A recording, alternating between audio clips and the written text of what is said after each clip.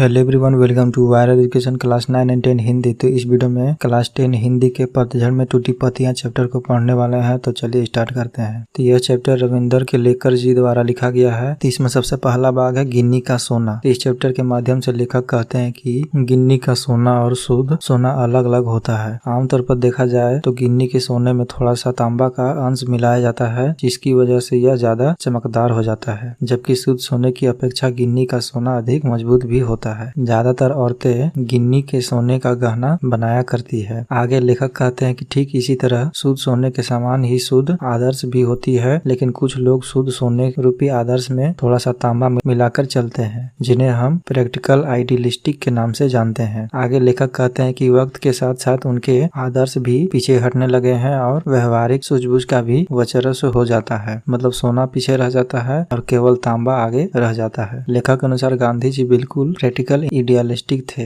गांधी जी कभी अपने आदर्शों को व्यवहारिकता के स्तर पर नहीं, बल्कि वे व्यवहारिकता को आदर्शों के स्तर पर चढ़ाकर उसकी अहमियत बढ़ा देते थे। मतलब गांधी जी सोने में तांबा मिलाकर नहीं, बल्कि तांबे में सोना मिलाकर उसकी कीमत बढ़ा देते थे। आगे लेखक कहते हैं कि व्यवहारिकवादी लोग हर काम को लाभ हानि के आधार पर करते हैं, खुद ऊपर चढ़ते हैं और साथ में दूसरों को भी ऊपर चढ़ाते हैं। यह काम तो केवल आदर्शवादी लोग ने ही किया है, जबकि व्यवहारिकवादी लोग तो सिर्फ समाज को नीचे गिराने का काम करते हैं। और दूसरा भाग है झेन की देन। तो इसमें लेखक जापान की यात्रा पर गए हुए थे। वहाँ उन्होंने अपने एक मित्र से पूछा कि यहाँ के लोग को कौन सी बीमारियां सबसे अधिक होती है। इस पे उनके मित्र ने जवाब दिया कि मानसिक। जापान के 80% लोग मनोरोगी हैं। लेखक ने जब वजह जानना चाहा तो उनके मित्र ने बताया कि जापानी की जीवन की रफ्तार बहुत बढ़ गई है। लोग चलते नहीं, दौड़ते हैं। महीने का काम एक दिन में पूरा करने का प्रयास करते हैं। दिमाग में स्पीड का इंजन लग जाने से 1000 गुना